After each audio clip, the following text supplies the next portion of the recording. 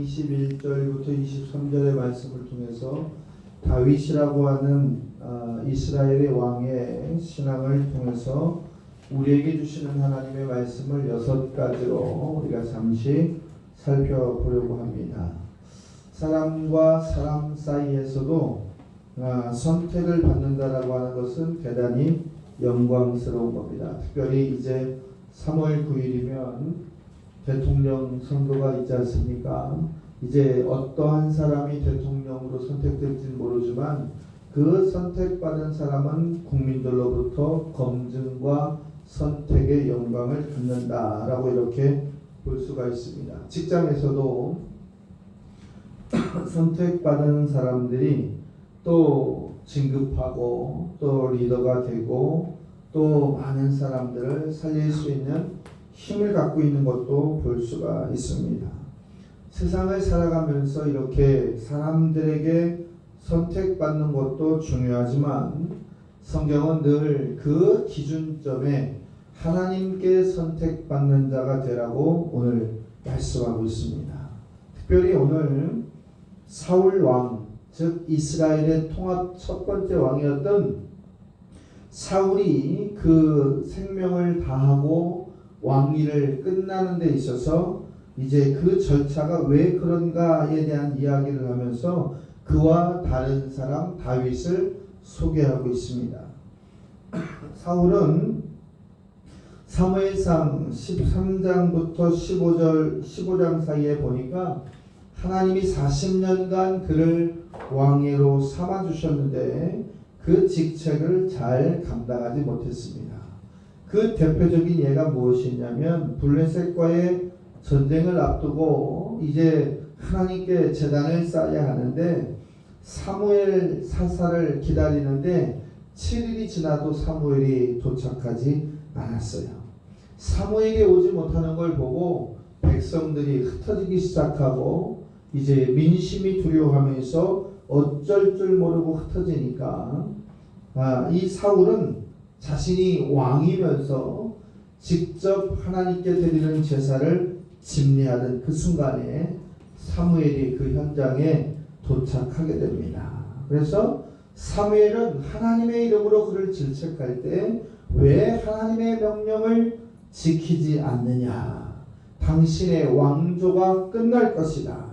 왕위가 계속되지 못할 것이다 라고 사무엘상 13장부터 15장 사이에 그 사건을 이야기하고 있어요. 즉 그 이후에 왕을 폐하고 이제 새로운 왕을 뽑아야 되는데 오늘 그 새로운 왕에 이제 피택되어진 하나님 앞에서 쓰임받은 그 사람이 누구냐면 다윗입니다. 어떻게 다윗이 하나님 앞에서 쓰임을 받고 귀하고 감당할 만한 은혜를 받았는가? 그리고 오늘 이 다윗을 바라보면서 저와 여러분도 예수 안에서 그 신앙을 따라서 우리도 승리할 수 있는 결단의 믿음을 회복하시기를 주의 이름으로 부탁을 드립니다. 오늘 다윗은 첫 번째로 보니까 하나님의 마음에 맞는 사람이었다라고 소개하고 있어요. 22절에 보니까 내가 이사의 아들 다윗을 만나니 내 마음에 맞는 사람이라 그랬어요. 다윗은 하나님의 마음에 맞는 사람이다. 거룩하고 전능하신 하나님의 마음에 들었다라고 하는 것은 분명한 축복이요 또 은혜다라는 거예요. 어떻게 해서 그가 그렇게 하나님의 신앙의 모범이 되는 축복의 사람이 되었는가라는 거예요. 많은 사람들에게 우리가 인정받는 것도 중요하지만 성경은 하나님이 나를 지금 어떻게 보고 계시는가? 하나님은 지금 나를 무엇이라 하시며 평가하고 있는가라는 거예요.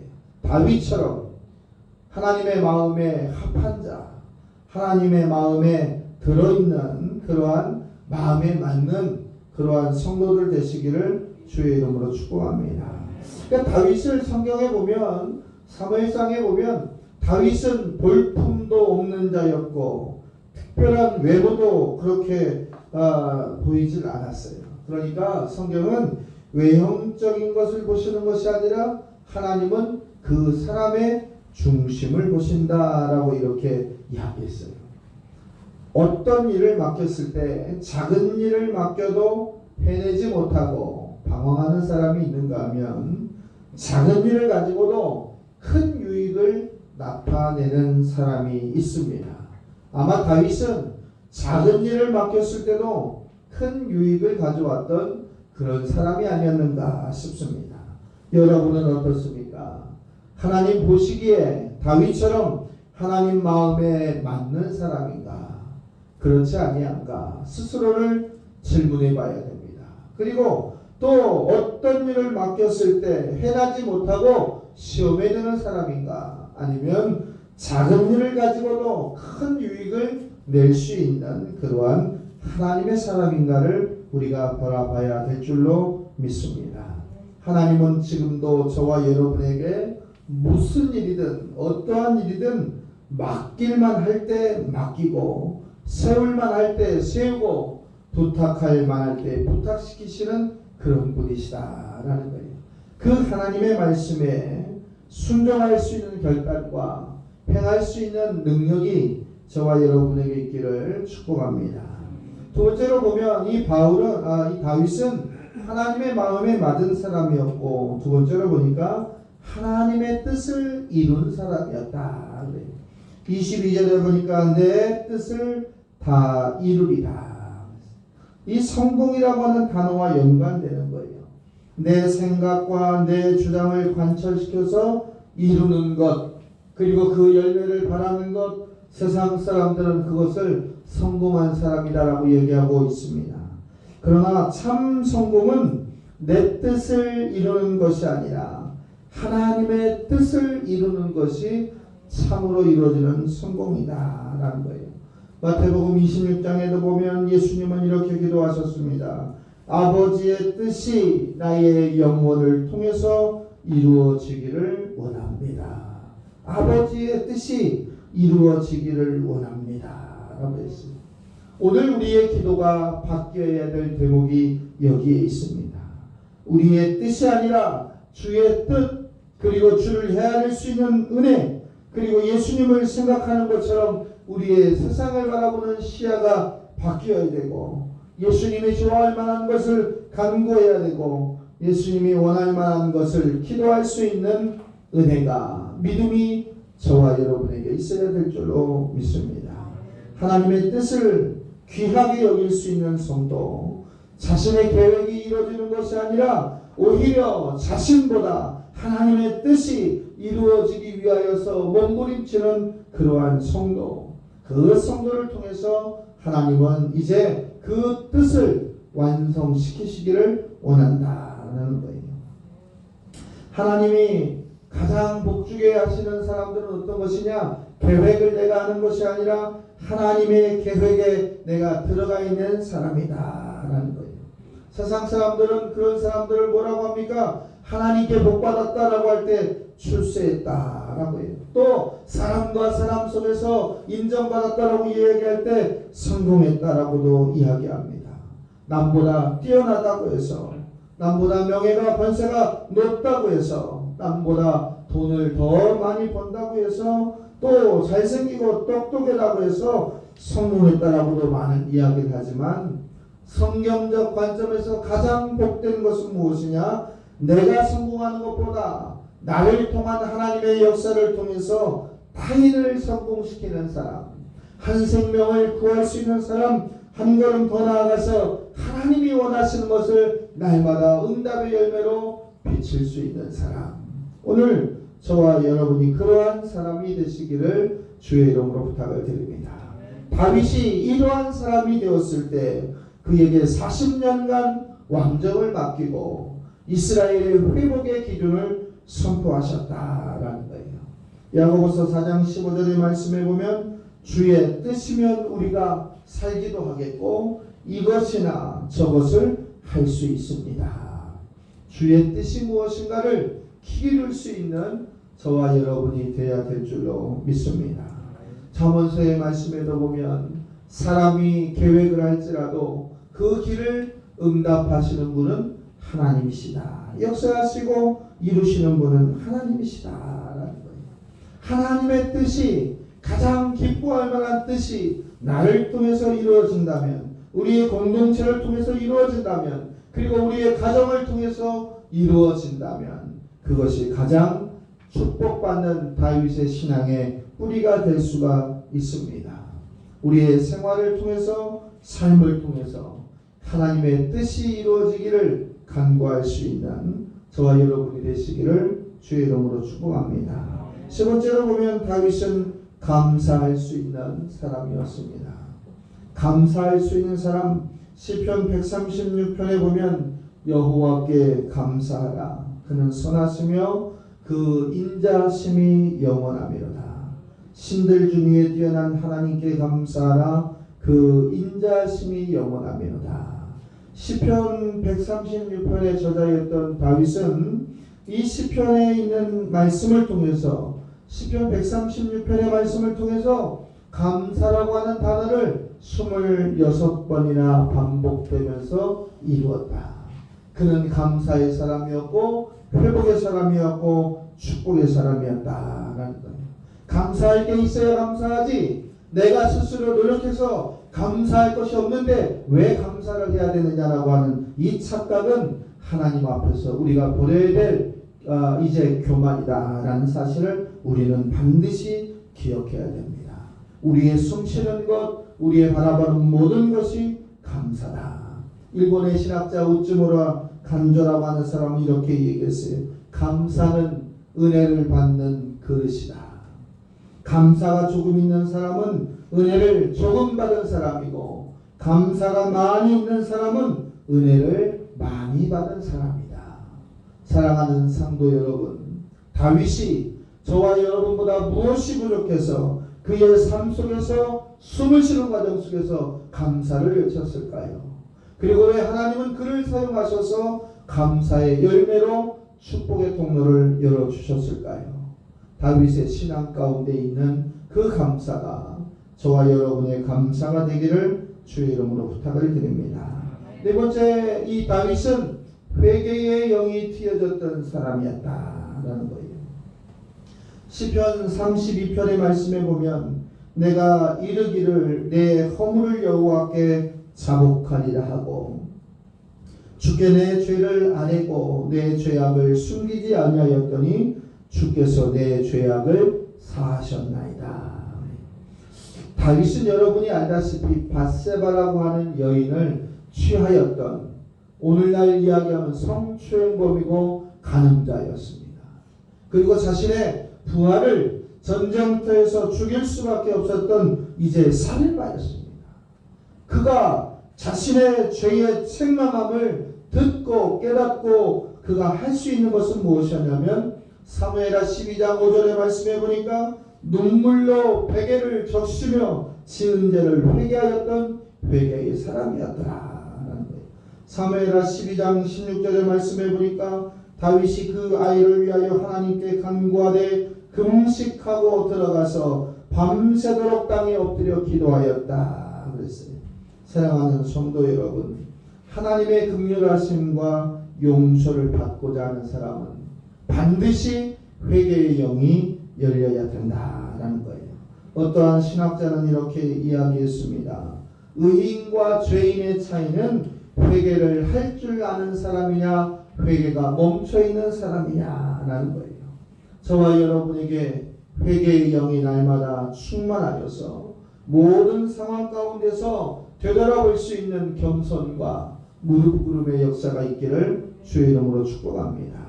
이 회개하는 자가 십자가 보혈의 공로를 받을 수 있는 거예요. 비록 죄인이지만 십자가의 은혜를 입어서 의인이라 칭할 수밖에 없는 은혜를 우리가 받는 것이다. 믿음으로 우리가 의롭다 하심을 받았다라고 하는 것, 그 말씀이다 라는 거예요. 지옥 간다라고 하는 것은 죄 많은 사람이 가는 것이 아니라 회개하지 않는 자가 간다라는 거예요. 유다가 회개하였다면 스스로의 목숨을 예수 앞에서 끊을 수 있었겠느냐라는 거예요. 죄를 지은 사람이 지옥에 가는 것이 아니라 회개하지 않는 자가 그 종국의 결과를 이제 받을 수 있는 결과가 지옥의 심판이다라는 거예요. 인간은 누구나 죄를 지을 수 있습니다. 그리고 창세기의 말씀에서 기준으로 보면 누구나 다 죄인입니다. 그러나 하나님은 회개하는 사람에게 의롭다 하심을 주시는 칭의의 역사를 허락해 주십니다. 예수 그리스도의 십자가의 보혈을 믿고 다시 죄를 짓지 않기 위해서 결단하고 작업하고 노력하는 사람이 되어야 할 줄로 믿습니다. 고린도후서 5장 17절의 말씀에 보면 누구든지 그리스도 예수 안에 있으면 새로운 피조물이다. 이제 것은 지나갔으니 보라 새 것이 되었도다. 누구든지 그리스도 예수 안에 있는 자는 결코 정죄함이 없다. 사랑하는 성도 여러분, 예수 그리스도의 십자가의 능력을 믿고 권세를 믿고 우리가 회개의 영을 통하여 날마다 주 뜻대로 살기를 기도하는 축복의 성도가 되기를 부탁드립니다. 하나님께 더 큰 그릇을 달라고 기도할 때 그 기도의 선결 조건은 회개다라는 거예요. 아무리 귀하고 큰 그릇이고 비싼 그릇일지라도 거기에다가 오염물을 담아놓고 먹지 못할 것을 담아놓고 귀하지 못한 것을 담아놓으면 그 그릇이 귀하게 쓰임을 받을 수가 없다라는 거예요. 저와 여러분은 말씀을 받았습니다. 죄를 깨닫습니다. 그러면 말씀을 받은 자가 죄를 깨달았다고 한다면, 바꿔야 될 것이 기억되고 하지 말아야 될 것이 기억된다고 한다면 철저한 회개를 통하여 우리가 돌이킬 수 있는 결단의 용기가 있어야 될 줄로 믿습니다. 성령의 불을 통해서 저와 여러분의 모든 죄가 소멸될 수 있도록 예수 그리스도의 십자가 안에서 회개의 영을 자주 그리고 반드시 모든 항목에 대해서 고백할 수 있기를 주의 이름으로 부탁합니다. 또 다섯 번째로 보면 다윗은 어떤 사람이었느냐? 성전을 사모했던 사람이었다. 성전을 사모하는 사람에게 하나님은 축복을 허락하여 주셨다. 성전은 여호와 하나님이 계시는 곳입니다. 시편 11편 4절의 말씀에 보면 여호와께서 계시는 그의 성전이, 여호와가 계시는 그의 성전이, 또 여호와가 성전에 계심으로 라고 이렇게 소개되고 있어요. 그리고 하나님의 영적인 임재의 장소가 성전이었습니다. 시편 28편의 말씀에 보면 하나님이 지성소를 향하여 부르짖는 자의 간구의 소리를 들으셨다라고 이렇게 말씀하고 있어요. 즉 하나님의 성전은 임재하는 곳이고 하나님의 성전은 하나님이 계시는 곳이고 우리에게 능력의 체험을 선포하는 것이다 라는 거예요. 사랑하는 성도 여러분, 하나님의 교회를 바라볼 때마다 우리의 정성과 마음과 상하는 모든 것을 간구하며 나아가는 기도의 터전이 성전이 되기를 주의 이름으로 부탁을 드립니다. 성전 안에 모이는 자는 다 한 몸이에요. 그래서 사랑하는 성도들을 한 몸이요 한 지체요 그리스도의 형제요 자매라고 우리가 이야기하는 거예요. 형제요 자매가 모두가 승리하고 모두가 화합하고 모두가 영광 돌릴 수 있는 그 기준 가운데 있는 성전을 사모하는 다윗과 같은 승리자가 되시기를 주의 이름으로 부탁을 드립니다. 시편 122편의 말씀에 보면 예루살렘을 위하여 평안을 구하라. 예루살렘을 사랑하는 자, 성전을 사랑하는 자는 형통하리라 그랬어요. 성전을 향하는 자가 형통한다 했습니다. 하나님의 교회에 들어와서 기도하기를 즐겨하고 찬양하기를 즐겨하고 말씀 보기를 즐겨하며 여러분의 간구하는 소원을 이루시기를 주의 이름으로 부탁을 드립니다. 시편 84편에도 보면 주의 집에 거하는 자가 복이 있다 그랬어요. 교회를 사랑하고 아끼고 그리고 교회의 모든 공동체들을 위해서 기도할 수 있는 중보자들 되시기를 주의 이름으로 부탁을 드립니다. 코로나19가 이제 17,000명, 8,000명 또 명절이 지나면 3만 명부터 10만 명까지 올라갈 수 있는 위험이다 라고 이렇게 정부에서는 방역 지침을 이야기하고 있는데 몇 명이 이동했는가 보니까 올 설에 3천만 명이 귀성객렬을 가졌다고 해요. 이번 설에만 움직이지 마라. 이번 추석에 움직이지 마라. 이번 성탄절에 움직이지 마라. 이번 봄에 꽃놀이에 움직이지 마라. 벌써 2년이 넘은 시절 동안 그들이 지쳐있고 그들이 더 이상 정부의 방역 지침을 따를 수 없었는지 3천만 명의 대이동이 시작된 오늘 우리가 성전을 사모할 수 있는 마음을 통해서 하나님의 긍휼하심의 은혜를 받기를 주의 이름으로 축복합니다.